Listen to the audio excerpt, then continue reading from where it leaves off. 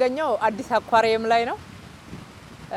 የስራው መጠናቀቅ ምን ላይ እንዳለ እየገመገምን ነበረ። ዛሬ ምሽት እንደምታዩት ተገባዷል። ስራው ወደ መጠናቀቅ ደርሷል። ካዛንቺስ ታሪኳ በጣም ተቀይሯል። አዲስ ካዛንቺስ ነው የምናየው። ስሙም ግብሩም ለአዲስ አበባ የሚመጥን አካባቢ ሆኗል። ልክ ከኡራኤል ፊት ለፊት ስንገባ የስፖርት ፓርክን እናገኛለን። ሁሉም አይነት የዘመናዊ ስፖርትም ባህላዊ ስፖርትም የተካተተበት ነው። ከዛ ወክ እያደረግን ስንመጣ እዚህ ጋር አዲስ አኳሪየም እንገባለን። የልጆች መጫወቻ አለው፣ አኳሪየም አለው፣ የሚያምር ወተርፎል አለው። እንደምታዩት አካባቢው በጣም ይስባል። ከፊት ለፊቱ ማዶ ላይ ደግሞ ቡና ፕላዛ አለ። እዚህ ፊታችን ላይ ስንሻገር ካዛንቺስ ፕላዛ አለ።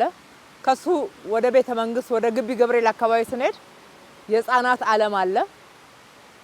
ካዛንቺስን ህዝቡን አንስተን በአብዛኛው ያዋልነው ለህዝብ አገልግሎት ነው፣ ለጋራ አገልግሎት ለጋራ ጥቅም ነው ያዋልነው። የተቀረውን ቦታ ደግሞ አሁንም ለጋራ ጥቅም ሰፊ ወደ 15000 የሚሆን ቤት የሚገነባበት የቤት ግንባታ የተጀመረበት ነው ማለት ነው።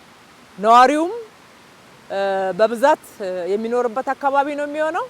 እንደገና ደግሞ በተለያዩ ሀገሮች ላይ ያየን ለየት ያሉ የህዝብ የጋራ መገልገያዎች የምንቀናባቸው እጅግ በላቀና ባማረ ጥራት እኛም ሀገራችን ላይ የመጀመሪያ የሚባሉ አይነት ድንቅ የሆኑ ውበት ያላቸው ጽድት ያሉ ክብራችንን የሚመጥኑ ልጆቻችን ሀገራቸውን እየወደዱ እንዲያድጉ የሚያደርጉ ስራዎች ተሰርተዋል። እነኚህ አሁን ስማቸውን የጠራዋቸው ሁሉ እንግዲህ በዚህ ወር መጨረሻ አካባቢ ሁሉም ጥንቅቅ ብለው ለህዝባችን እነሆ የምንልበት ደረጃ ላይ ደርሰናል። በጋራ እየሰራን በጋራ እየተዋምንበት በጋራ እየተገለገልንበት የሀገራችንን ክብር ከፍ አዲስ አበባን ደግሞ ልክ እንደ ስሟ አበባ እያስመሰልን ቀጥለናል ማለት ነው።